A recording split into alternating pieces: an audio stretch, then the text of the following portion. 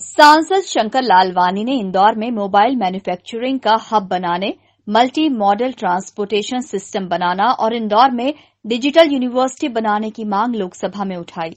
सांसद लालवानी ने आलू, प्याज एवं लहसुन का एक्सपोर्ट शुरू करने की मांग करते हुए मालवा के किसानों के फायदे की बात कही।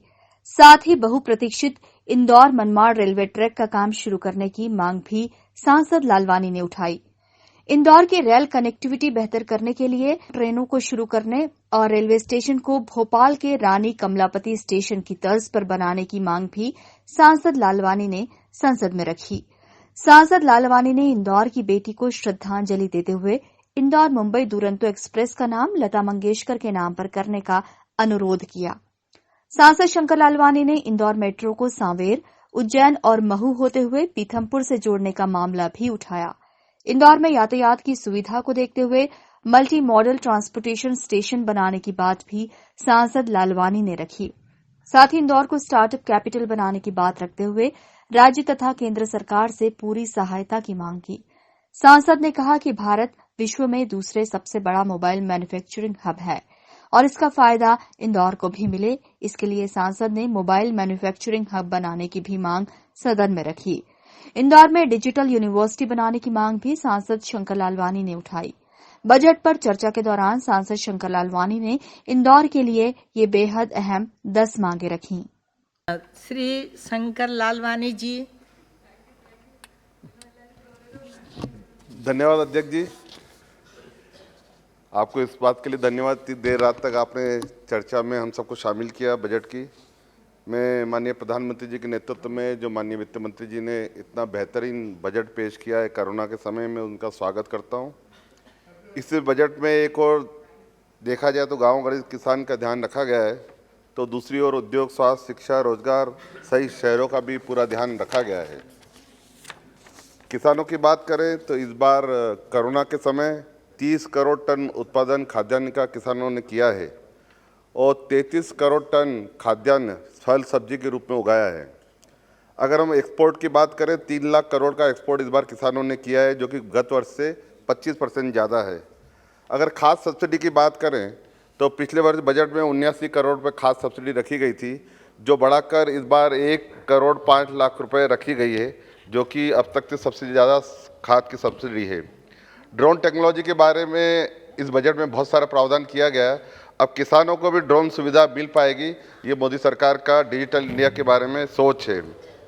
अगर हम बात करें किसान सम्मान निधि की, तो 11 करोड़ किसानों को 1,80,000 करोड़ का अभी तक भुगतान हो गया है और इस वर्ष 58,000 करोड़ का प्रावधान किसान सम्मान निधि में किया गया है।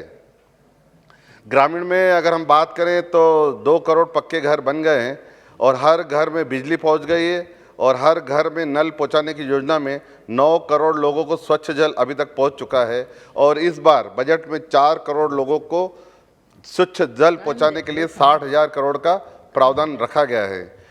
मोदी जी के राज में ग्रामीणों की बात करें तो मकान पक्का, बिजली, जल, सड़क सब मिल गया है। अब गाँव को डिजिटल बनाने के लिए फाइबर केबल की योजना की जा रही है, जिसके माध्यम से पूरे गाँव डिजिटल हो जाएंगे। मैं माननीय अध्यक्ष जी आपका ध्यान इस ओर देना चाहता हूं कि हमारे क्षेत्र में बहुत सारा आलू, प्याज और लहसुन उगता है, पैदावार होती है और बहुत सारे किसान संघों ने ये मांग की है कि इसका एक्सपोर्ट खोला जाए, ताकि जो आलू, प्याज और लहसुन हुआ है उसका एक्सपोर्ट खोलने में सरकार कोई नीति शीघ्र बनाना चाहिए।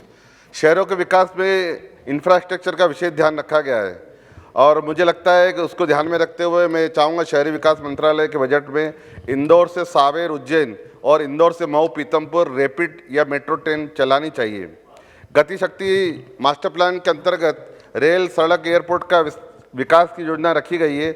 मैं चाहता हूँ इंदौर में मल्टी मॉडल ट्रांसपोर्टेशन स्टेशन बनना चाहिए।